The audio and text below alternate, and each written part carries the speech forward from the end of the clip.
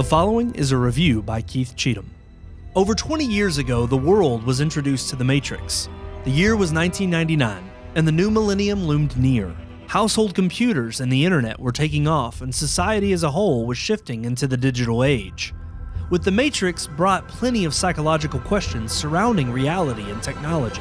The first film is still regarded as a near masterpiece by some, and the best of the series, which launched a trilogy that produced a critically and commercially successful sequel, The Matrix Reloaded, and still commercially successful, if not critically successful, end with The Matrix Revolutions. Now, one half of the Wachowski siblings returns to the world they created with the fourth entry, The Matrix Resurrections. Directed by Lana Wachowski and featuring the return of Keanu Reeves as Neo and Carrie-Anne Moss as Trinity, The Matrix Resurrections revisits the franchise in an attempt at righting some wrongs done by the original sequels, and of course offers all new meta-commentary on the state of current culture and reality, while also being an obvious cash grab by Warner Brothers.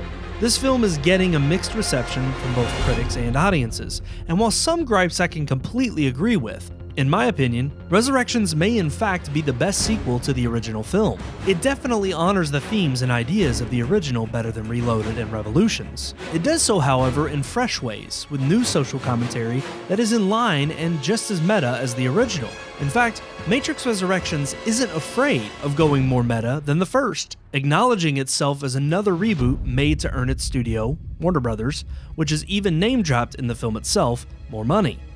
This tongue-in-cheek take on being forced to make a sequel while still being a sequel may be a little too on the nose for some viewers, but as the movie itself says, if you're forced to make a reboot, you might as well do a good job of it, and I argue Matrix Resurrections does.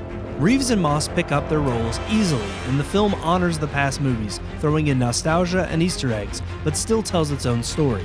Newcomers such as Neil Patrick Harris shine as the newest villain, while old characters such as Morpheus and Mr. Smith are not forgotten, even if their roles in the film aren't what viewers are expecting.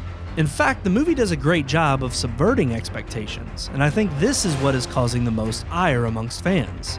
In recent years, subverting expectations has grown to become taboo in franchise films, The Last Jedi being the most famous example of how it can be done poorly.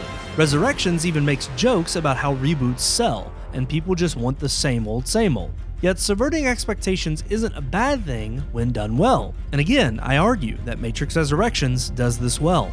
Yes, there is less action than Reloaded and Revolutions. The film takes the more cerebral approach of the first, and I think this is for the best. A lot of the deeper questions and metaphors get muddied by the Matrix sequels, as by the end of those films, audiences want a more definitive answer to the war against the machines.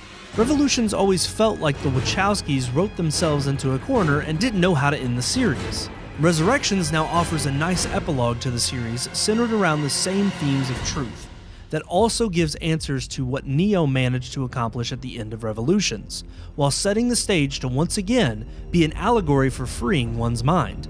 No, it's not perfect. Some of the designs for new machines come off as goofy, and sometimes Resurrections is a tad too on the nose with its meta-commentary, or attempts at nostalgia.